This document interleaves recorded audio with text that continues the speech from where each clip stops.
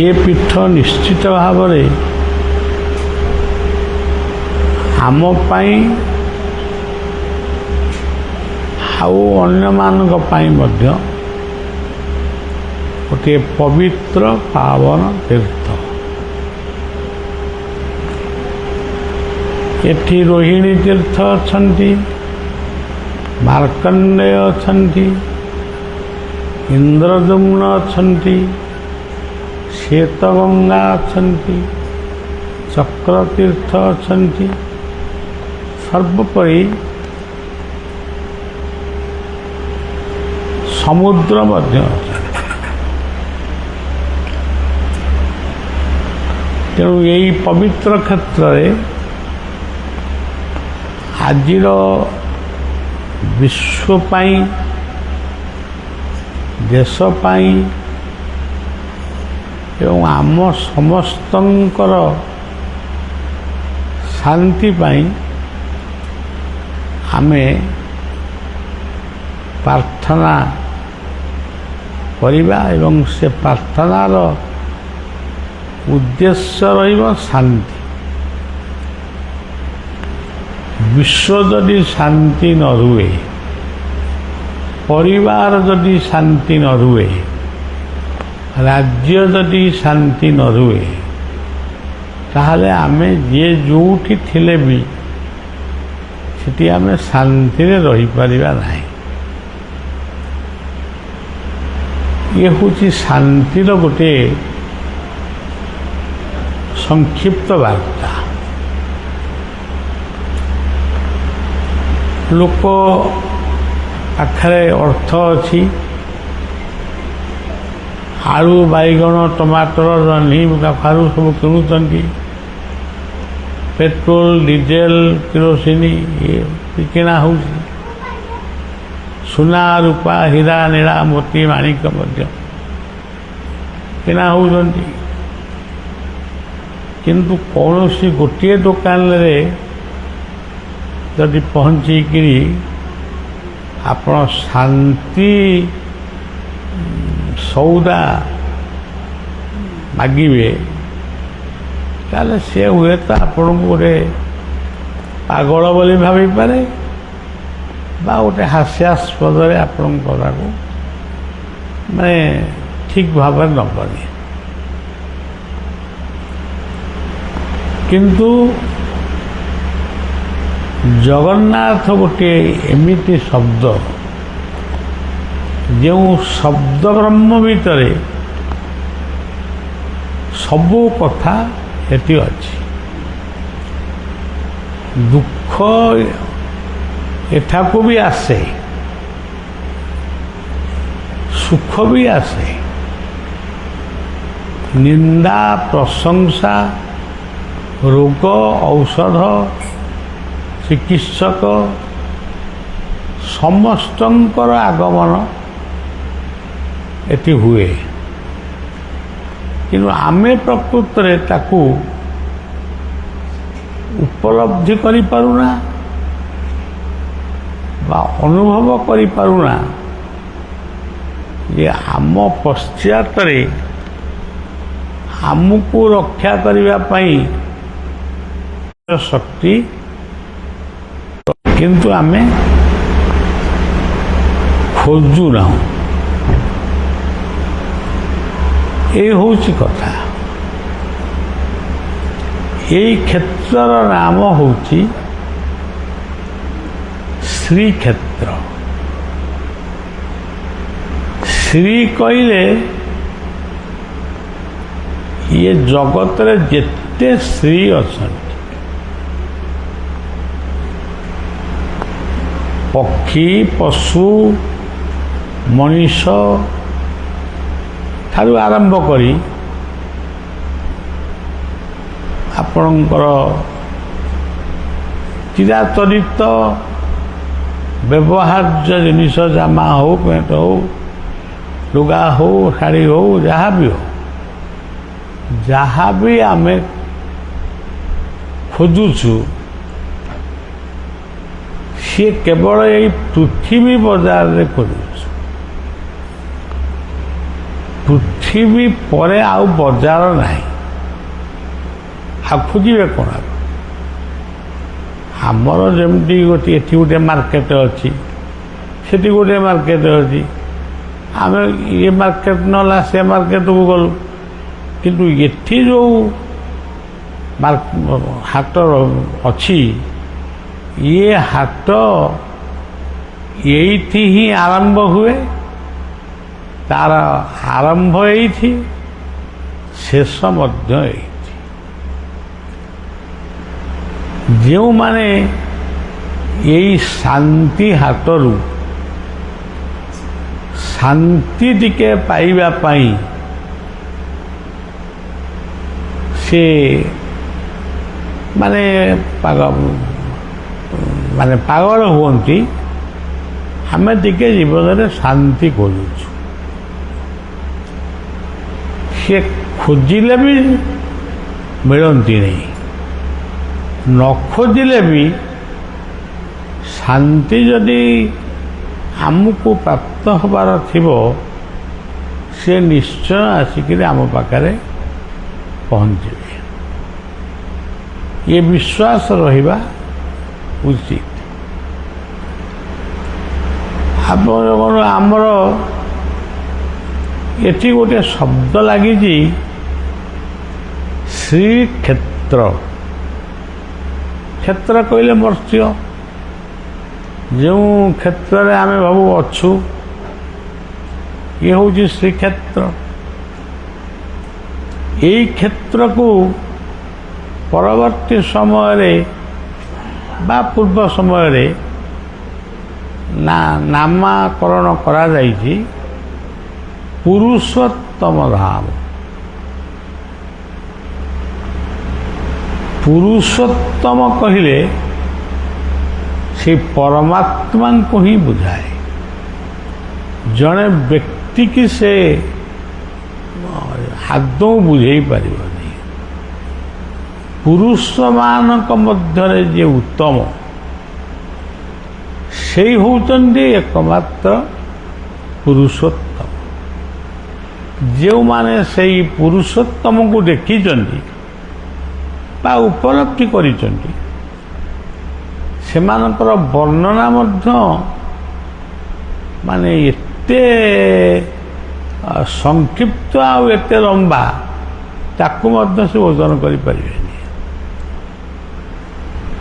ଗୋଟିଏ ଅଙ୍ଗୁଷ୍ଠି ମାତ୍ର, ଗୋଟିଏ ଅଙ୍ଗୁଷ୍ଠି, ଗୋଟିଏ ଆଙ୍ଗୁଠି ଭଳି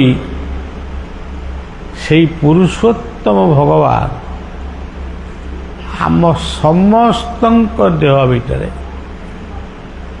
ସେ ଅଛନ୍ତି।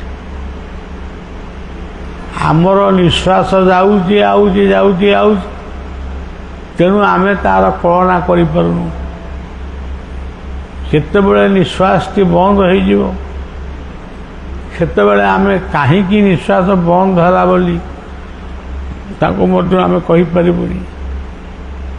ସେଇ ଅଙ୍ଗୁଷ୍ଠ ମାତ୍ର ପୁରୁଷ, ସେ ହେଉଛନ୍ତି ଏ ଦେହ ଭିତରେ ପୁରୁଷୋତ୍ତମ। ଗୀତାର 15 ଅଧ୍ୟାୟରେ ଆପଣମାନେ ଯଦି ପଢ଼ିବେ, 2-3 ଥର ଖଣ୍ଡେ ପଢ଼ିବେ, ତାହେଲେ ତାର କିଛି ଅଂଶ ଆପଣମାନେ ବୁଝିପାରିବେ। ଏଇ ପୁରୁଷୋତ୍ତମକୁ କୁହାଯାଉଛି ପରମାତ୍ମା। କିଏ କହୁଛି କ'ଣ, କେତେ ପ୍ରକାର ଡାକରେ ଆମେ ଡାକୁଛୁ।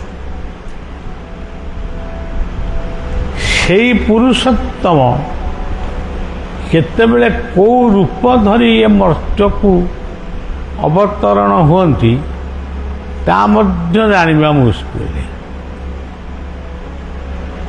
ଯେତେବେଳେ ବେଦ ଭଳି ଜ୍ଞାନଶାସ୍ତ୍ରମାନେ ଯେତେବେଳେ ପ୍ରଳୟ ଜଳ ଭିତରେ ବୁଡ଼ିଗଲେ, ଏ ସମସ୍ତେ ଅନୁଭବ କଲେ ଇଏ ବେଦ ପୋଥି ଆଉ ଦୃଶ୍ୟମାନ ହେବେନି ନା ଆଉ ରହିବେନି। ସେତିକି ବେଳେ ଭଗବାନ ଗୋଟେ ରୂପ ଧାରଣ କଲେ, ଦେଖିବା ପାଇଁ ଠିକ୍ ଗୋଟେ ବିରାଟ ମାଛ। ଏମିତିଆ ମାଛ ବି କିଏ ଆଗରୁ ତାଙ୍କୁ ମହାମତ୍ସ୍ୟ ଅବତାର ବୋଲି କୁହାଗଲା। ଇଏ ବେଦ ସମୂହକୁ, ଶାସ୍ତ୍ର ସମୂହକୁ ସିଏ ତାକୁ ରକ୍ଷା କଲେ। ତେଣୁ ତାଙ୍କୁ କୁହାଗଲା କେଶବ ଧୃତ ମୀନ ଶରୀର ଜୟ ଜଗଦୀଶ। ଯେତେବେଳେ ପୃଥିବୀର ଗୋଟେ ଅବସ୍ଥା ଆସିଛି, ପୃଥିବୀ ଥରୁଛି,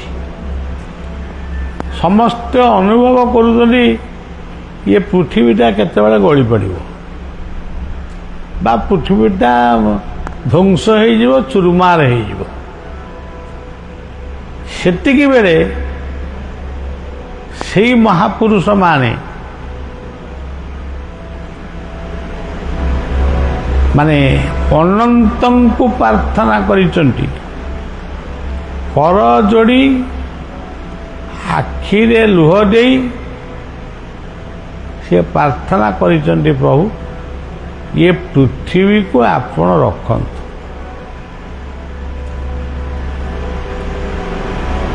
ଭଗବାନଙ୍କର ସେଇ ଭକ୍ତର ଗୁହାରି ଶୁଣିବା ପରେ ଇଏ ପୃଥିବୀ ପୁଣି ଧୀରେ ଧୀରେ ଶାନ୍ତ ହେଇଛି। ତାପରେ ପୁଣି ଗୋଟେ ବିପଦ ଆଇଛି।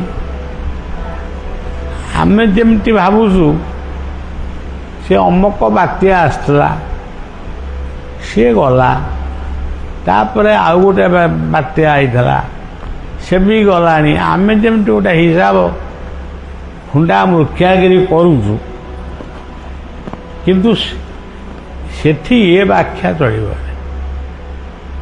ପୁଣି 100 ବର୍ଷ କି 1000 ବର୍ଷ ପରେ ପୁଣି ଆସିଲା ବିପଦ। ସିଏ ପୃଥିବୀକୁ ଯିଏ ଧାରଣ କରିଥିଲେ ବା ରକ୍ଷା କରିଥିଲେ, ସିଏ ହେଉଛନ୍ତି ଲକ୍ଷ୍ମୀ ନୃସିଂହ। କେଶବ ଧୃତ ସୁକର ରୂପ ଜୟ ଜଗଦୀଶ ହରେ। ଅନ୍ୟମାନେ ସବୁ ଏକଥାକୁ ଶୁଣିକିରି କିଏ କେମିତି ହସିବେ, ଗୋଟେ ଘୁଷୁରୀ ଅବତାର ହେଇକିରି ଇଏ ପୃଥିବୀକି ସେ ରକ୍ଷା କଲେ, କିନ୍ତୁ ପ୍ରକୃତରେ ଘୁଷୁରୀ ସେ ନୁହନ୍ତି, କିମ୍ବା ସେ ଯେଉଁ ଗାଁ ଦାଣ୍ଡରେ ବୁଲୁଛନ୍ତି ବାରା, ସେ ବାରା ନୁହନ୍ତି, ସିଏ ହେଉଛନ୍ତି ଅବତାର ପୁରୁଷ। ଯେତେବେଳେ ଯେଉଁ ଅବତାର ଧାରଣ କରି ସେ ପୃଥିବୀକି ରକ୍ଷା କରିବାକୁ ଆସନ୍ତି, ସେତେବେଳେ ଭକ୍ତ ତାଙ୍କୁ ସେଇ ରୂପରେ ପ୍ରାର୍ଥନା କରେ। ଇଏ ବରାହ ମୂର୍ତ୍ତି ପରେ ଗୋଟେ ଦ୍ୱନ୍ଦ୍ୱ, ଯେମିତି ଆଜିର ସମାଜରେ ଗୋଟେ ଦ୍ୱନ୍ଦ୍ୱ, ଅଯଥା ଦ୍ୱନ୍ଦ୍ୱ ଗୁଡ଼ାଏ ସୃଷ୍ଟି ହେଉଛି। ସେ ଦ୍ୱନ୍ଦ୍ୱ ଭିତରେ ଶାଶୁ ବୋହୂ କରିବା ଅଛି, ବାପ ପୁଅ କରିବା ଅଛି, ଭାଇ ଭଉଣୀ କରିବା ଅଛି, ଗୁରୁ ଶିଷ୍ୟ କରିବା ଅଛି। ସେ ଦ୍ୱନ୍ଦ୍ୱ ଭିତରେ ସବୁ କଥା ଅଛି। ସେଇ ଦ୍ୱନ୍ଦ୍ୱକୁ ମୀମାଂସା କରି ସେ ହିରଣ୍ୟକଶ୍ୟପକୁ ମୁକ୍ତି ଦେଲେ ଏବଂ ପ୍ରହ୍ଲାଦଙ୍କୁ ସ୍ୱର୍ଗରେ ଇନ୍ଦ୍ରପଦ ଦେଲେ। ତେଣୁ ସିଏ ତାଙ୍କ କାମ ସେ କରି ଚାଲିଛନ୍ତି। ଆମେ ବିଲକୁଲ କିଛି କରୁନୁ, ଖାଲି ଖାଇବୁ, ବୁଲିବୁ, ଡେଇଁବୁ, ଏଇ ହେଲା ଆମ କଥା। କିନ୍ତୁ ଆମେ ବେଳେବେଳେ ଏତେ ଥକି ପଡ଼ୁଛୁ ଯେ ଯେ ଆମେ ଆଉ ଏଗୁଡ଼ା କରିପାରିବୁନି, ବହୁତ ହେଇଗଲା। କିନ୍ତୁ ଈଶ୍ୱର ହେଉଛନ୍ତି କର୍ମମୟ। ସେ କର୍ମ ରୂପରେ ମଣିଷକୁ ଆଗେଇ ନିଅନ୍ତି ଏବଂ ତାକୁ ଖାଇବା, ଶୋଇବା, ଚାଲିବା ସବୁ କଥା ସେ ଶିଖାନ୍ତି। ତାପରେ ଆସିଲେ ବାମନ, ଛୋଟିଆ ମୂର୍ତ୍ତି, କିନ୍ତୁ ରାଜା ବଳିକି ମାଗିଲେ 3 ପାଦ ଭୂମି। ସିଏ କହିଲେ ଆପଣଙ୍କ ତ ଏଡ଼ିକି ଛୋଟିଆ ଛୋଟିଆ ପାଦ, ଆପଣ 3ଟା ଭୂମି ନେଇକିରି 3 ପାଦ ଭୂମି ନେଇ କ'ଣ କରିବେ? ମୋର ସେତିକି ଦରକାର। ଯେତେବେଳେ ଭଗବାନ ଏ କଥାକୁ ଅସ୍ତୁ କରିଛନ୍ତି, ହଁ ମୁଁ ତୁମକୁ 3 ପାଦ ଭୂମି ଦେବି, ତେଣୁ ଗୋଟିଏ ପାଦ ହେଉଛି ମୋର ସ୍ୱର୍ଗ, ଦ୍ୱିତୀୟ ପାଦଟି ହେଉଛି ମର୍ତ୍ତ୍ୟ, ତୃତୀୟ ପାଦଟି ହେଉଛି ମୋର ପାତାଳ। ଯେଉଁ ପାଦରେ ମୁଁ ସମସ୍ତଙ୍କୁ ମୁକ୍ତି ଦିଏ, ସେ ପାଦଟି ହେଉଛି ପାତାଳ। ବର୍ତ୍ତମାନ ତମେ ବହୁତ ଧ୍ୟାନ କରିବା ଫଳରେ ତମକୁ ବର୍ତ୍ତମାନ ପାଦ ତଳେ ସ୍ଥାନ ଦିଆଗଲା। ଇଏ ହେଉଛନ୍ତି ବାମନ ଅବତାର। ତାପରେ ଆସିଲେ ଭୃଗୁପତି, ପରଶୁରାମ ଅବତାର। ପରଶୁରାମ ଅବତାର ଆସିଲା ବେଳକୁ ପୃଥିବୀରେ ଦେଖାଯାଉଛି ଆଜିର ଗଣ୍ଡଗୋଳ ବା ଆଜିର ସମସ୍ୟାଟା ସେଦିନ ବି ଆଇଥିଲା। କେବଳ କଥାକେ ଲୋକ ଲୋକକୁ ହାଣିବେ, ମିଛ କହିବେ, ଦୁର୍ନୀତି କରିବେ, ମଦ୍ୟ ମାଦକ ଖାଇ ଅବାଟରେ ଯିବେ, କୌଣସି ପରିବାରରେ ଗୋଟେ ଶାନ୍ତି ଏକଥା ମଧ୍ୟ ସୃଷ୍ଟି ହେବନି। ଏମିତି ଗୋଟେ ଅଖାଳୁ ସମୟ ବା ଘଡ଼ିସନ୍ଧି ସମୟ ବେଳେ ଭଗବାନ ପରଶୁରାମ ଗୋଟେ ହାତରେ ଗୋଟେ ପରଶୁ ଧରିକିରି ଆସିଲେ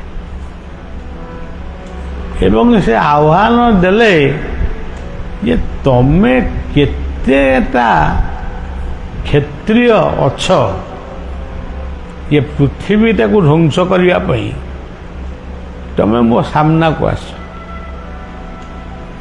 ତମେ କେତେ ଜଣ ଅଛ? ତେଣୁ ମୋଟାମୋଟି ଦେଖାଗଲା ଯିଏ ଆଇଲେ ସମସ୍ତେ ମଲେ। ଆଉ ଏଇଭଳି ଭାବରେ ପରଶୁରାମ ଏ ଧରିତ୍ରୀକି ରକ୍ଷା କରିବା ପାଇଁ ସେ 21 ଥରରୁ 27 ଥର ପର୍ଯ୍ୟନ୍ତ ସେ କେବଳ ବିପ୍ଳବ କରିଛନ୍ତି। ସେ ବିପ୍ଳବ ଭିତରେ ଅନେକ ଦ୍ୱନ୍ଦ୍ୱ ଦୂରେଇ ଯାଇଛି, ଅନେକ ଅସାମାଜିକ ଲୋକମାନେ ମୃତ୍ୟୁବରଣ କରିଛନ୍ତି। এই ଅବତାରଟି ପରେ ଆଉ ଯେଉଁ ଅବତାର ଆସିଲେ ସିଏ ହେଉଛନ୍ତି ମର୍ଯ୍ୟାଦା ପୁରୁଷୋତ୍ତମ ରାମ। ସିଏ ତାଙ୍କ ଜୀବନ ଶୈଳୀ ହେଉଛି ଗୋଟେ ଗ୍ରାହସ୍ଥ୍ୟ ଜୀବନ ସହିତ ସମାନ। ରାଜା ଘର ପୁଅ, 4 ଭାଇରେ ଘର, 3ଟି ମା,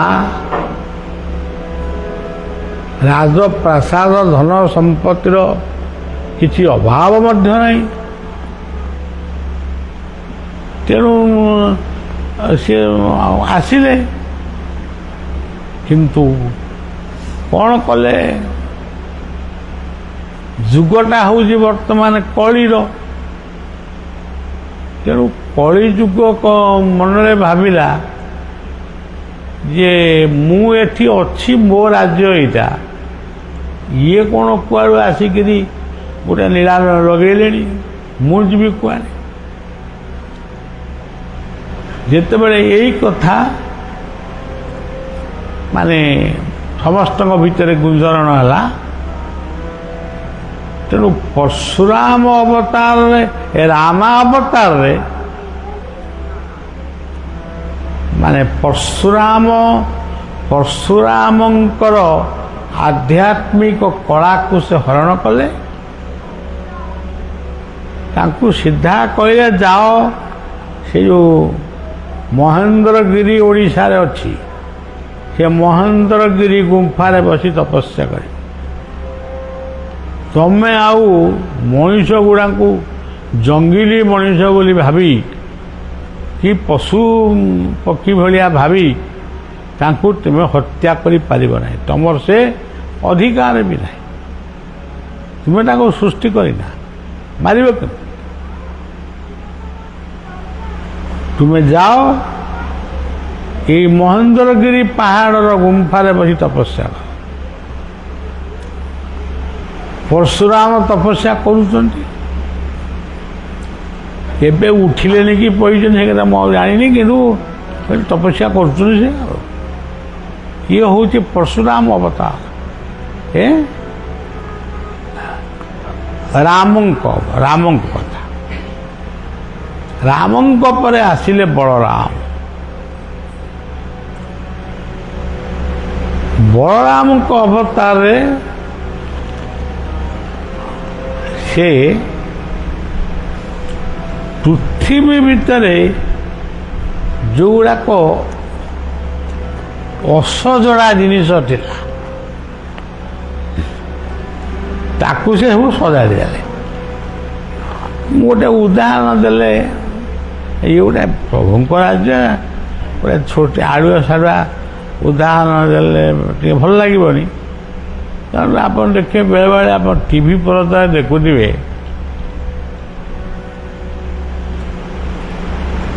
ଗୋଟେ ସହର କିମ୍ବା ଗୋଟେ ଗାଁ, ସେ ଗାଁ ବା ସହରରେ ଗୋଟେ ନାଳ, ସେ ନାଳ ପାଣି ଗୁଡ଼ିକ ଦେଖାଯାଉଥିବ ମାନେ ଅତି ମଇଳା, ମାନେ କଦର୍ଯ୍ୟ। ତା ଭିତରେ ବି ଲୋକ ଯାଇକିରି ଗାଧାବାଧା ବି କରୁଛନ୍ତି। ତେଣୁ ସରକାରଙ୍କ ପାଖରେ ଆଜି ବି ମଣିଷ, ସେ ଯେଉଁ ସରକାର ହୁଅନ୍ତୁ, ରାଜା ହୁଅନ୍ତୁ ବା ମନ୍ତ୍ରୀ ହୁଅନ୍ତୁ, ଯିଏ ହୁଅନ୍ତୁ, ଆଜି ବି ମଣିଷ ତାଙ୍କ ପାଖରେ ଆପତ୍ତି କରୁଛି, ଏଠି ଏ ଏରିଆରେ ପାଣି ନାହିଁ, ଆମେ ଗୋଟାଏ ଟୁଏଲ୍ରେ କେମିତି 500 ଲୋକ ଚଳିବୁ? ଏ ଏରିଆରେ ନଈ ନାହିଁ, ଆମେ କେମିତି ଗାଧୁଆ ପାଧୁଆ କରିବୁ? ଏ ଏରିଆରେ ଏତେ ମଶା ମାଛି ହେଉଛନ୍ତି ଯେ ଆମେ ସମସ୍ତେ ରୋଗାକ୍ରାନ୍ତ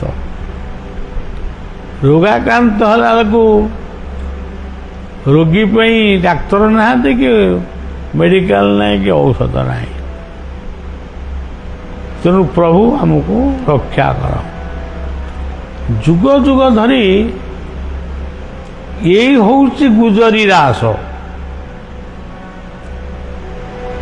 ଭକ୍ତ ଭଗବାନ ଭିତରେ ଯେଉଁ କଥୋପକଥନ, এইগুটাক ହେଉଛି ପ୍ରକୃତ ରାସ। ତମେ ଏଇଟା କର,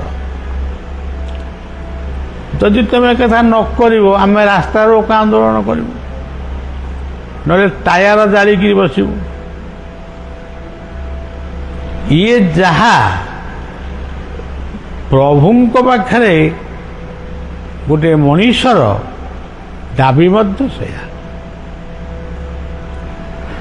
ଦାବି ଯଦି ମଣିଷ ପାଖରେ ରହିବନି, ସିଏ ଯଦି କାହାକୁ କିଛି କହିବ ନାହିଁ, ତାହେଲେ ସେ ମଣିଷଟି ପରିବର୍ତ୍ତନ କେମିତି ହେବ? ଏଇଭଳି ଭାବରେ ବଳରାମଙ୍କର ଅବତାର ରାମ ଅବତାର ପରେ ପୁଣି ଗୋଟେ ଅବତାର ଆସିଲେ ବଳରାମ ଅବତାର। ବଳରାମଙ୍କ ଅବତାରରେ ଆଜି ବି ଆପଣ ଦେଖିବେ ଆମେ ଜଗନ୍ନାଥଙ୍କ ପାଖରେ ହାତ ଯୋଡ଼ି ପହୁଡ଼ ସମୟରେ ଆଉ ସକାଳେ ମଙ୍ଗଳା ଆଳତି ସମୟରେ ଏଇ ଯେଉଁ ପ୍ରଳୟ ପ୍ରୟୋଧି ଜଳେ ଧୂତବାନ ଶିବେଦମ୍ ଏଇ ବନ୍ଦନାଟିକି ଆମେ ଖୁବ୍ ଭଲ ସୁନ୍ଦର କଣ୍ଠରେ ବୋଲି ଦଣ୍ଡବତ ପକାଉ। ଏଡ଼େ ସୁନ୍ଦର କଣ୍ଠରେ ବୋଲିଲୁ ନ ବହିକିରି ତାଙ୍କ ଆଗରେ ଶୋଇଲୁ। ମାଗିଲୁ କ'ଣ? ପୁଅ ରହିଛି ଫୁଲବାଣୀରେ, ସେ ଟିକେ କେମିତି ଶୀଘ୍ର କଟକ ପଳେଇ ଆସିବ। ଆରେ ଏତେ ଗୁଡ଼ାକ ସମୟ ପ୍ରାର୍ଥନା କଲୁ, ଏତେ ଭଜନ ଗାଇଲୁ, ଏତେ ଶ୍ଲୋକ ଗାଇଲୁ, ଶେଷରେ ଏଇଆ ହିଁ ମାଗିଲୁ। ତେଣୁ ଆଜିର ଇଏ ସବୁ ଆଜିର ମଣିଷ ମାନେ ଯୁଗ ବଦଳିଯିବ କିନ୍ତୁ ମଣିଷର ସ୍ୱଭାବ ବଦଳିବା ଭାରି କଷ୍ଟ। ତେଣୁ ଇଏ ହେଲେ ବଳରାମଙ୍କ ଅବତାର। ବଳରାମଙ୍କ ଅବତାରରେ ଗୋଟେ ସବୁଠାରୁ ଗୋଟାଏ ବଡ଼ କାମ ସେ କରିଛନ୍ତି। ସେ କାମଟା ହେଉଛି ଜଳ ଯୋଗାଣ। ବଳରାମଙ୍କୁ ଭାରି ଶୋଷ କଲା। ସେ ଯମୁନାକୁ ଡାକିଲେ, ଆଜି ବି ସେ ଜାଗା ଅଛି ଯେ ହେ ଯମୁନା ତୁ ମୋ ପାଖକୁ ଆ, ମୁଁ ଏଇଠି ପିଇବି ପାଣି, ତୋ ପାଣି ମୋତେ ଦେ, ମୁଁ ପିଇବି।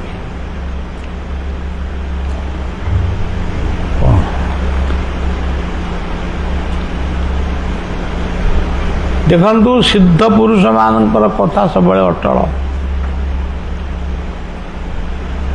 ଯମୁନା ଟିକିଏ ଡେରି କରିଛି, 5-10 ମିନିଟ୍ ଖଣ୍ଡେ ଡେରି କରିଛି କି କ'ଣ। ଇଏ ଯେଉଁ ଲଙ୍ଗଳଟା କାନ୍ଧରେ ପକାଇଥିଲେ ସେ ଜଣେ ବଡ଼ କୃଷକ, ସେ ଲଙ୍ଗଳଟାକୁ ଏମିତି ଫୋପାଡ଼ି ଦେଲେ, ଟାଣି ଆଣିଲେ। ଆଉ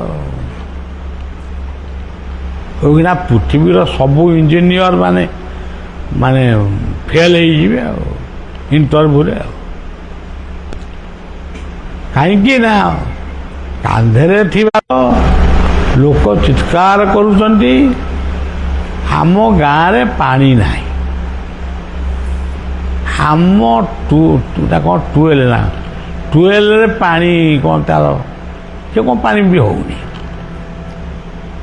ଆମକୁ ପାଣି ପିଇବାକୁ ଦିଅ, ନହେଲେ ଆମେ ମରିବୁ। ଠିକ୍ ସେଇ ବିପ୍ଳବ ସହିତ ସେଦିନର ବିପ୍ଳବକୁ କିନ୍ତୁ ବୃନ୍ଦାବନରେ ଯେଉଁ ନାରୀମାନେ ସବୁ ରହିଲେ, ତୋର ଭକ୍ତ ହିସାବରେ ତତେ ସେ ପୂଜା କରୁଛନ୍ତି, ସେ ସବୁ କାନ୍ଦୁଛନ୍ତି। ଫୁଲ ଚନ୍ଦନ ଧୂପ ଦୀପ ସବୁ ନେଇକିରି ଗଦା କରୁଛନ୍ତି। ତୁ ତ ସେଠିକି ଯାଉନୁ, ସେ ଫୁଲ ଚନ୍ଦନ ଧୂପ ଦୀପକୁ ତାକୁ କିଏ ଗ୍ରହଣ କରିବ? କିନ୍ତୁ କୃଷ୍ଣଙ୍କର ଶାସନ ଥିଲା ଏକଛତ୍ରବାଦ ଶାସନ। ଆଜିର ଶାସନକୁ ଯଦି ଆମେ ବ୍ୟାଖ୍ୟା କରିବା, ଏ ଦେଶର ଶାସନ କ'ଣ, ସେ ଦେଶର ଶାସନ କ'ଣ, ସେ ଦେଶର ଶାସନ କ'ଣ, ତା ଭିତରେ ଗୋଟେ ଶାସନ ଆସିବ ଏକଛତ୍ରବାଦ। ମୁଁ ଯାହା କହିବି ମୋତେ ମାନିବାକୁ ହବ, ସେ ଭୁଲ ହଉ ନହେଲେ ଠିକ। ତେଣୁ ବଳରାମ କହିଲେ ତୁମେ ତ ଅନେକ ଦିନ ହେଲା ଆଉ ବୃନ୍ଦାବନ ଯାଇନା, ସେତେବେଳେ ଯାହାକୁ 30 ବର୍ଷ ହେଇଯିବ ଓଇଖିଣା ତାକୁ 40 ବର୍ଷ ହେଲାଣି, କିନ୍ତୁ ସେ କାନ୍ଦୁଛି। କୃଷ୍ଣ କହିଲେ ଭାଇ ମୁଁ ଯିବି, ତାହେଲେ ମୁଁ ଯାଉଛି। ବଳରାମ ଗଲେ, ଯମୁନାର ଏକ ପାର୍ଶ୍ୱରେ ଠିଆ ହେଇ ଗୋଟେ ଏଡ଼େ ବଡ଼ ପାଟିରେ ଡାକିଲେ ଯେ ଯିଏ ଯୋଉଠି, ଇଏ ସିନା ବଇଁଶୀରେ ଡାକୁଥିଲେ, ଇଏ ସମସ୍ତେ ବଇଁଶୀରେ ଡାକୁଥିଲେ, ସିଏ ଆଉ ବଇଁଶୀ ବ୍ୟବହାର ନ କରି ତାଙ୍କ ପାଟିରେ ଯେ ଏମିତି ଜୋରରେ ଡାକିଲେ, ଯିଏ ଘର ଭିତରେ ଯୋଉ ଗୋପୀମାନେ କିଏ କ୍ଷୀର ଦୁଉଁଥିଲା, କିଏ ଦହି କରୁଥିଲା, କିଏ ପିଲାକୁ ଖାଇବାକୁ ଦେଉଥିଲା, କିଏ କ'ଣ, ସମସ୍ତେ ସବୁ ପୁଅ ଝିଅ ସେ ଧନ ସମ୍ପତ୍ତି ସବୁ ଛାଡ଼ି ଦେଇ ଦୌଡ଼ିଲେ ଆଉ। କିନ୍ତୁ ଯମୁନା କୂଳରେ ଆସି ଦେଖିଲେ ସେ କୃଷ୍ଣ ନୁହନ୍ତି, ସେ ହେଉଛନ୍ତି ବଳରାମ, କୃଷ୍ଣଙ୍କର ବଡ଼ ଭାଇ ବଳରାମ। ଏବଂ ସେ ମନକୁ ମଧ୍ୟ ବୁଝେଇଲେ ଯିଏ କୃଷ୍ଣ ସେଇ ବଳରାମ, ବଳରାମ ହେଉଛନ୍ତି ଅନନ୍ତ, କୃଷ୍ଣ ହେଉଛନ୍ତି ବିଷ୍ଣୁ। ଅନନ୍ତ ଶଯ୍ୟାରେ ବିଷ୍ଣୁ ଶୟନ କରନ୍ତି, ଆଉ ଇଏ କିଏ ସିଏ କିଏ କ'ଣ। ତେଣୁ ସେଠି ପାଣି ଫୋପଡ଼ା ଫୋପଡ଼ି ହେଇ ଯେମିତି ଆମ ରଙ୍ଗ ଖେଳରେ ରଙ୍ଗ ଖେଳନ୍ତି ପିଲାମାନେ, ସେମିତି ସବୁ ଖେଳ ବୁଲ ଚାଲିଲା। ପୁଣି ବଳରାମ ଫେରି ଆସିଲେ। ଏଇଟା ହେଲା ବଳରାମ ଅବତାର। ଇଏ ସବୁଯାକ ଅବତାର ଯେତେବେଳେ କାମ ସରିଗଲା, ଆଉ କ'ଣ ରହିଲା? ଆମେ ତ ସଂସାର ଛାଡ଼ିକିରି, ଇଏ ମର୍ତ୍ତ୍ୟମଣ୍ଡଳକୁ ଛାଡ଼ିକିରି ଆମକୁ ତ ଯିବାକୁ ହବ। ତାହେଲେ ଆମେ କ'ଣ କରିବା? ଆଉ କ'ଣ କାମ ଆମ ପାଇଁ ରହିଲା?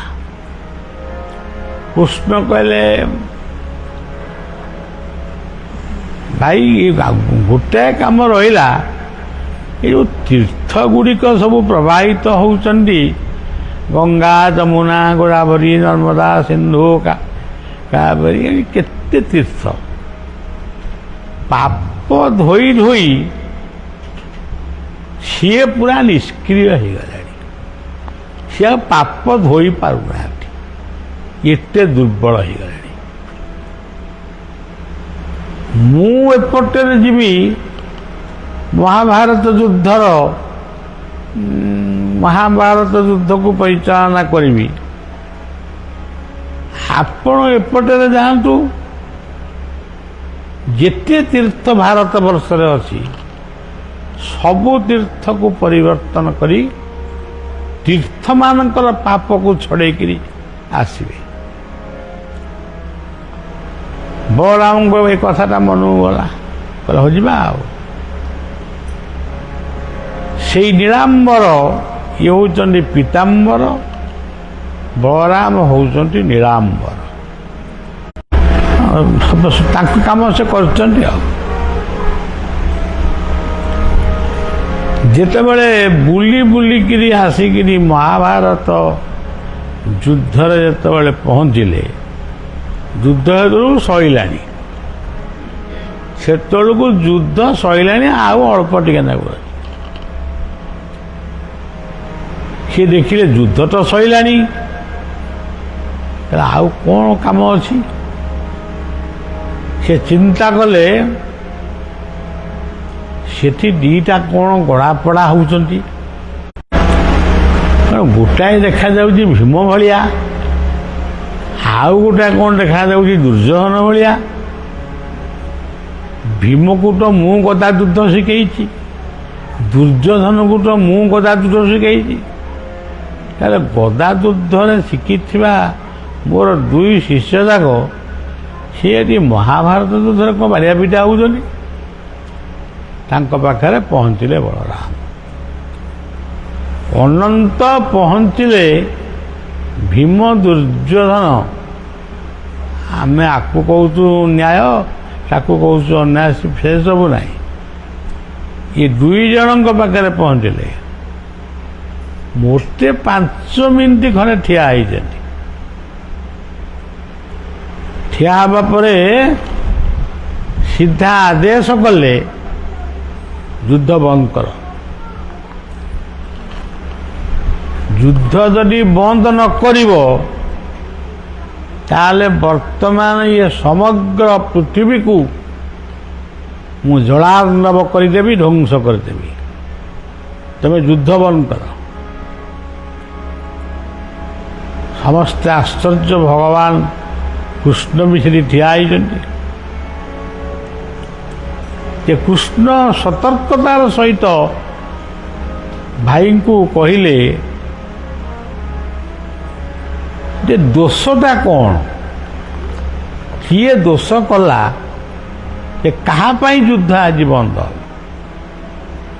ଆଜି ତ 18 ଦିନ ପୂରିବ, ଆଉ ଓଳିଏ ଖଣ୍ଡେ ବାକି ଅଛି, ଆଉ ଯୁଦ୍ଧ କାହିଁକି ବନ୍ଦ? ସିଏ କଥାର ଉତ୍ତର ଦେଲେ ବଳରାମ, ଭୀମ ମୋ ଶିଷ୍ୟ, ମୁଁ ତାକୁ ଗଦା ଯୁଦ୍ଧ ଶିଖେଇଛି। ଦୁର୍ଯ୍ୟୋଧନ ମୋ ଶିଷ୍ୟ, ମୁଁ ବି ତାକୁ ଗଦା ଯୁଦ୍ଧ ଶିଖେଇଛି।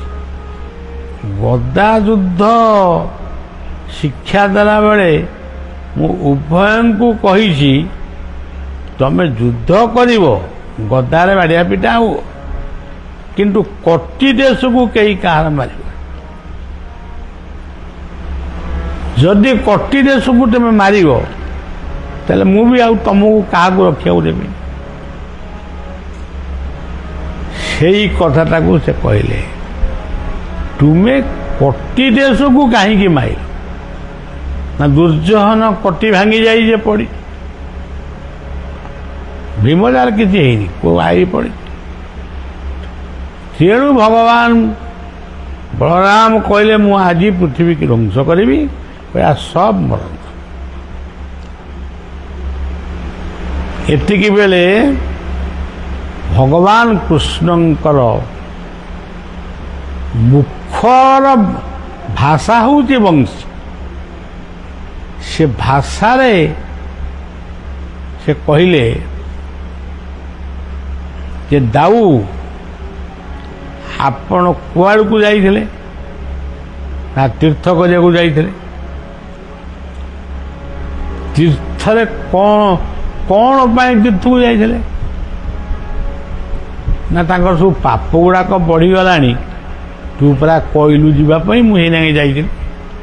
ହଁ ତାହେଲେ ଠିକ୍ ଅଛି, ତୀର୍ଥ ପରିଷ୍କାର ସବୁ ହେଇଯାଇଛି ନା? ଆଚ୍ଛା, କେତେ ଦିନ ସିଆଡ଼େ ରହିଲୁ?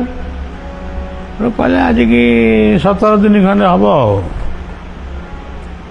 ଯଦି 17 ଦିନ ତୁ ନଥିଲୁ, ଆଚ୍ଛା ତତେ ଆପଣଙ୍କୁ ମୁଁ ମନେ ପକାଇ ଦେଉଛି, ଦୁର୍ଯ୍ୟୋଧନ ସଭା ତଳେ, ପୁରୁରାଜ ସଭା ତଳେ ଦ୍ରୌପଦୀକି ଯେତେବେଳେ ଉଲଗ୍ନ କରିବା ପାଇଁ ଦୁର୍ଯ୍ୟୋଧନ ଦୁଃଶାସନକୁ ଆଜ୍ଞା ଦେଲେ, ସେତେବେଳେ ଆପଣ କୋଉଠି ଥିଲେ?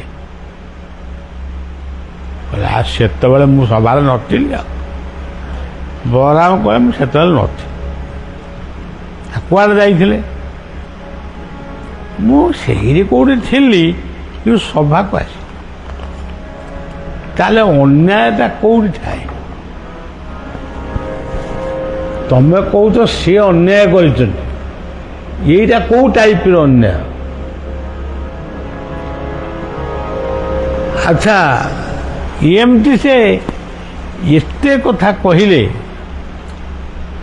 ପାଣ୍ଡବମାନଙ୍କୁ 13 ବର୍ଷ କ'ଣ ଅଜ୍ଞାତ ବନବାସକୁ କିଏ ପଠେଇଦେଲା? ପାଣ୍ଡବମାନେ ପଠେଇଛନ୍ତି। ତା ଭୁଲଟା କୋଉଠି ତାଙ୍କର ରହିଲା? ଆଚ୍ଛା, ଏଇଭଳିଆ ଅନେକ ଉଦାହରଣ ଭଗବାନ କୃଷ୍ଣ ବଳରାମଙ୍କୁ ପରାମର୍ଶ ଦେଇନାହାନ୍ତି, ମାନେ ନିବେଦନ କରିଛନ୍ତି। ଆପଣ ଏଇସବୁ କଥା ଆଚ୍ଛା ଶେଷକୁ କହିଲେ, ଦାଉ ମୁଁ ଗୋଟିଏ କଥା ପଚାରୁଛି ଆପଣଙ୍କୁ, ଅଭିମନ୍ୟୁ ଯେତେବେଳେ ଆପଣଙ୍କ ରଥକୁ ଆକ୍ରମଣ କଲା, ଆପଣଙ୍କ ରଥର ଛତା ଫତା ସବୁ ଭାଙ୍ଗିଗଲା, ଆପଣ ଭୀମକୁ ଅର୍ଜୁନକୁ ଡାକିଲେ, ଅଭିମନ୍ୟୁକୁ ଡାକିକି ତା ପାଖକୁ ନେଇଯା, ମୁଁ ପ୍ରତିଜ୍ଞା କରିଛି ପାଣ୍ଡବମାନଙ୍କୁ ମାରିବିନି, ସେ ଯାହା କଲାଣି ଆଉ ରହିହବନି। ଆଚ୍ଛା ଇଏ ଅଭିମନ୍ୟୁକୁ ସେଟା ନେଇ ଆସିଲେ, ପରବର୍ତ୍ତୀ ସମୟରେ ଅଭିମନ୍ୟୁକୁ ଗୋଳ ରାତିରେ, ଗୋଳର କହିଲେ ରାତି ଅଧରେ, ରାତି ଅଧ ରାତିରେ 7ଟା ଜାଗାରେ ମାନେ ସେ ଯୁଦ୍ଧଶାଳାଟାକୁ ତିଆରି କରି 7 ଜଣ ରଥୀ, ଯିଏ ଆମ ମାନେ କୌରବ ପାଣ୍ଡବ ଯୁଦ୍ଧର ମହାରଥୀ, ସେମାନେ କୋଉ ନ୍ୟାୟରେ ଯାଇକିରି ଗୁରୁ ଦ୍ରୋଣାଚାର୍ଯ୍ୟ ସେବା କାଳେ ଗୁରୁ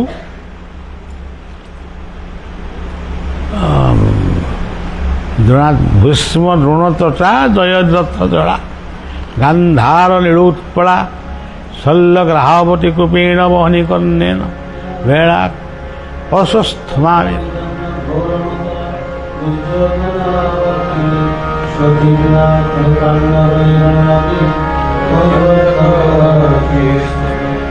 ଏମାନେ କୋଉ ନ୍ୟାୟରେ ଯାଇକିରି 7ଟା ଜାଗାରେ ଅଗ୍ନି ଜାଳି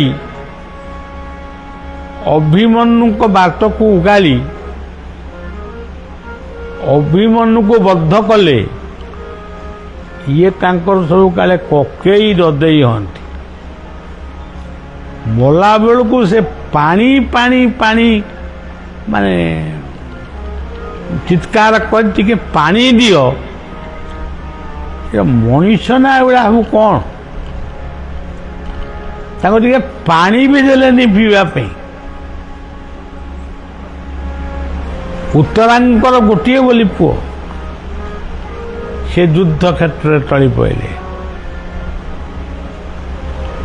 ଆପଣ ଦାଉ କହିବେ ଅନ୍ୟାୟଟା ସେପଟରେ ବେଶୀ ନା ଏପଟରେ ବେଶୀ।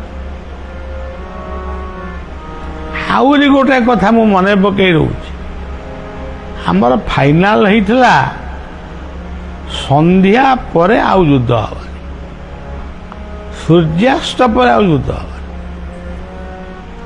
ଅଭିମନ୍ୟୁ ଯେତେବେଳେ ମଲା ସେତେବେଳେ କ'ଣ ସୂର୍ଯ୍ୟ ଥିଲେ? ତାହେଲେ ସୂର୍ଯ୍ୟାସ୍ତ ସମୟରେ କାହିଁକି ଯୁଦ୍ଧ? ବଳରାମ ଠିଆ ହେଇକି ସବୁ ଶୁଣିଲେ, ଶେଷକୁ କହିଲେ ତୋ ଇଚ୍ଛା ଯାହା କରୁଛୁ କର, କହି ପଡ଼େ। ସବୁ ଶୁଣିଲେ, ଦେଖିଲେ ଦୋଷ ଇଆଡ଼େ ଅଛି, ଆଉ ସେ କହିବେ କ'ଣ? ଆହୁରି ବହୁତ କଥା ଅଛି। ତେଣୁ ଏଇଭଳି ଭାବରେ ଦଶାବତାର ଯେଉଁ ଆମେ ପଢ଼ୁଛେ, ଆ ଭିତରେ ବହୁ ତତ୍ତ୍ୱ ଅଛି। ଶେଷ କଥା ହେଲା, ଆମେ ତ ଯିବା ଦ୍ୱାରିକାକୁ, ପୁଣି ଦ୍ୱାରିକା ପରେ ପଳେଇବା ଆମ ନିତ୍ୟଧାମ। ଗୋଟେ କାମ କରିଦେଇ ଯିବା, ବୁଦ୍ଧାବତାର ଜ୍ଞାନ ବଣ୍ଟନ କରିକିରି ଯିବା। ଦୁନିଆରେ ଜ୍ଞାନ କ'ଣ ଅଜ୍ଞାନ କ'ଣ ଲୋକଙ୍କୁ ବୁଝେଇ ଦେଇ ଯିବା। ସେଇଠୁ ଆରମ୍ଭ ହେଇଥିଲା ଶ୍ରୀମଦ୍ ଭଗବତ ଗୀତା। ସେଇ ଗୀତା ହେଉଛନ୍ତି ବୁଦ୍ଧ ଅବତାର। ଆମେ ଭାବୁ ଯେ ବୁଦ୍ଧ ଅବତାର କଲେ ଇଏ ସେ, କିଏ କ'ଣ କହେ, ଆମେ ଏତେ କଥା ଜାଣିନୁ।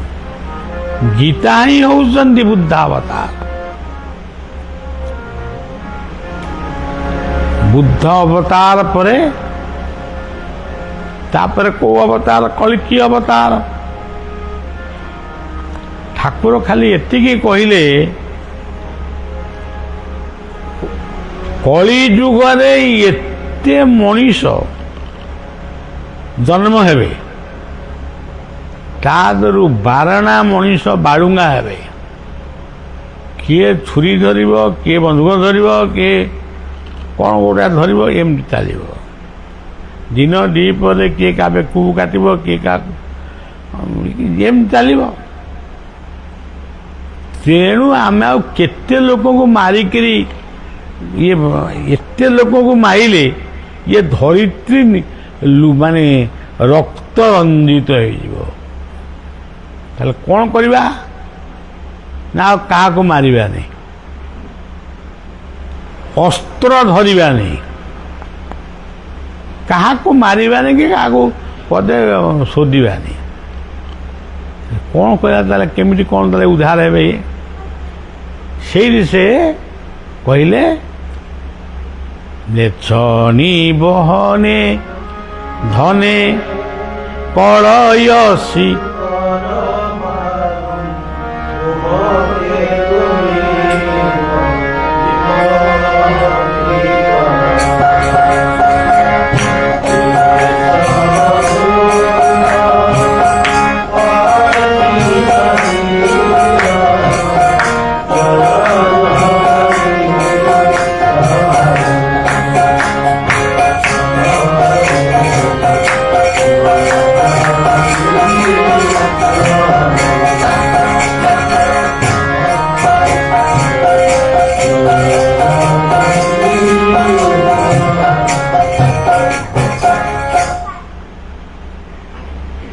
ଆମେ ଆଉ ପାରିବାନି। ଏ ଖଣ୍ଡା ଫଣ୍ଡା ଧରିକି ଯେଉଁ କଳିକି ଆସିବେ, ସିଏ କ'ଣ କି ଖଣ୍ଡା ଧରି ଜାଣିଛନ୍ତି? ଖଣ୍ଡା ଇଟା ଉଠେଇଲା ବେଳକୁ ଇଏ ତ ଉପରୁ ଡ୍ରେନ୍ ନା କ'ଣ, କ୍ରୋନ ନା କ'ଣ, ହଁ ଆଉ ଥରେ କବା ଡ୍ରୋନ୍ ଛାଡ଼ିଦେବେ। ଆଉ ଇଏ ଖଣ୍ଡାରେ କ'ଣ କରିବେ? ତେଣୁ କଳି ଯୁଗରେ ହରିନାମ ବ୍ୟତୀତ, ହରିନାମ, ହରି କଥାର ଶ୍ରବଣ, ସାଧୁ ସଙ୍ଗ, ଏଇଗୁଡ଼ିକ ଯିଏ ପ୍ରକୃତରେ କରୁଥିବେ ସେଇମାନେ ହିଁ ତାଙ୍କର ମ୍ଲେଚ୍ଛତ୍ୱକୁ ନିଧନ କରି ସେମାନେ ମୁକ୍ତି ପାଇବେ।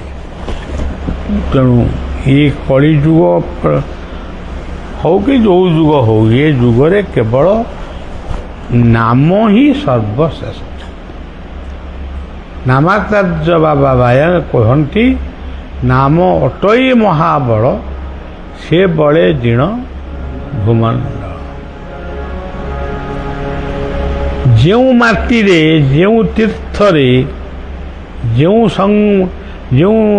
ସାଗର କୂଳରେ, କଳ୍ପବଟ ମୂଳରେ, ଯେଉଁଠି ମହାପ୍ରଭୁ ଚୈତନ୍ୟ ବିଲୀନ ହୋଇଯାଇଛନ୍ତି ବୋଲି ଅନେକ କୁହନ୍ତି, ମହାପ୍ରଭୁଙ୍କର ଶରୀରକୁ କେହି ପାଇନାହାନ୍ତି। ବିଭିନ୍ନ ପ୍ରକାର ଗୁଜବଟ ବାହାରିଲା। କିଏ କହିଲେ ପଣ୍ଡାମାନେ ହାଣିଦେଲେ, କିଏ କହିଲେ ଅମୁକ କଲେ, ସେଗୁଡ଼ାକ ଛାଡ଼। କିନ୍ତୁ ସେ ଦେହତ୍ୟାଗ କରିଛନ୍ତି, ସମାଧି ନେଇଛନ୍ତି। ଏଇ ପଞ୍ଚ ମହାଭୂତରେ ତାଙ୍କର ଶରୀର ମିଶିଯାଇଛି। ସେ ହେଉଛନ୍ତି କଳ୍କି ଅବତାର। ସେଇ କଳ୍କିଙ୍କୁ ଆମେ ସବୁବେଳେ ନହେଲେ ବି ଟିକେ ଟିକେ ଚିନ୍ତନ କଲେ କଳି ତାପ ଆମକୁ ଲାଗିବ ନାହିଁ। ଆଜି ଜଗନ୍ନାଥଙ୍କ ପାଖରେ ବହୁ ଲୋକ, ସେ ବହୁ ଲୋକ ହେଲେ ଆମେ ଆଉ କ'ଣ କରିବୁ? ବହୁ ଲୋକ ତାଙ୍କର ଆଣନ୍ତୁ, ଆମେ ତ ଯାଇପାରିବୁନି। ସେ ତାଙ୍କ ଦେଖିକି ଯିବେ। ମୋତେ ଟାଣିକିରି ନେଲେ ମୁଁ ଯିବିନି, ଯିବି ଯେ କିନ୍ତୁ ଗୋଟାଏ ଖଞ୍ଜ କରିକି ଯିବି ଆଉ। ତେଣୁ ଏଇ ଯେଉଁ ଟଣାଟଣି ହେଉଛନ୍ତି, ଏଥିରେ କ'ଣ ସିଏ ଅଛନ୍ତି? ପ୍ରଭୁ କ'ଣ ଏଇଥିରେ ଅଛନ୍ତି? ସେ ତାକୁ ପେଳିଦେଲା, ଏ ତାକୁ ପେଳିଦେଲା, ଆଉ ଏଇଥିରେ ଜଗନ୍ନାଥ ତୁମକୁ ବର ଦେଇଦେବେ? ସେ ସେଥିରେ ନାହାନ୍ତି। ସେ ଅଛନ୍ତି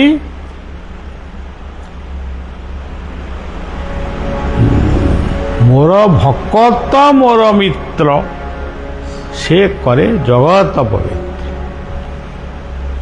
ମୋର ଭକତ ମୋର ମିତ୍ର, ସେ କରେ ଜଗତ ପବିତ୍ର। ତେଣୁ ସେଇ ପାଦ ପଦ୍ମରେ ଆମେ ବସିଛେ। ଏଇଠି ବସିଛେ ମାନେ ତାଙ୍କ ପାଦ ପାଖରେ ବସିଛେ।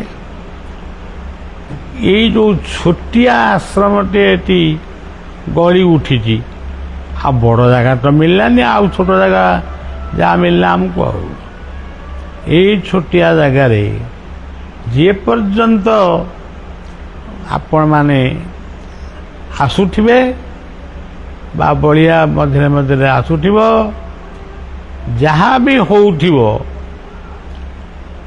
ଏଠି ସତ୍ସଙ୍ଗ ଦିଆଯାଇଛି ଅନନ୍ତ ସାଗର। ହଁ କହୁନୁ, ମୁଁ ମନେ ଅଛି ମୋର ଅନନ୍ତ ସାଗର ଆଶ୍ରମ। ତେଣୁ ଅନନ୍ତ ସାଗର ଆଶ୍ରମରେ ବଳିଆ ନାଁ କାହିଁ? ତେଣୁ ଅନନ୍ତ ସାଗର ଆଶ୍ରମ, ଏଠି ସାଗରଙ୍କୁ ପ୍ରାର୍ଥନା କରିବା, ଆମ ପରିବାର ପାଇଁ ଆମେ ପ୍ରାର୍ଥନା କରିବା, ଏସବୁ ଚାଲିବ। ଏଇ ଛୋଟିଆ ଜାଗାରେ ଯାହା ହେଇପାରିବ କରିବା ଆଉ। ତେଣୁ ସଜ୍ଜନ ଯାହା ହେବ ଗୋଟେ ଆନନ୍ଦ ପାଇଁ ହେବ। ଆଉ ଏଠି ତନ୍ତ୍ର ନାହିଁ, ମନ୍ତ୍ର ନାହିଁ, ଯନ୍ତ୍ର ନାହିଁ, କେବଳ ଏଠି ପ୍ରେମର ତନ୍ତ୍ର, ପ୍ରେମର ଯନ୍ତ୍ର, ପ୍ରେମର ମନ୍ତ୍ର, ପ୍ରେମର ବଂଶୀ ହିଁ ବାଜିବ। ଏଇ ପ୍ରେମ ବଂଶୀ ଏ ଜଗତକୁ ଉଦ୍ଧାର କରିବ। କଥାଟି ଏଇଠି ରଖିବା। ହେ ପ୍ରଭୁ ଜଗନ୍ନାଥ ସମସ୍ତଙ୍କର ମଙ୍ଗଳ ହଉ, ଏତିକି କେବଳ କହୁଛି, ଏତିକି ପ୍ରାର୍ଥନା କରି ରହୁଛି। ଜଗନ୍ନାଥ ଜଗନ୍ନାଥ ଜଗନ୍ନାଥ ପାହି ମାମ, ଜଗନ୍ନାଥ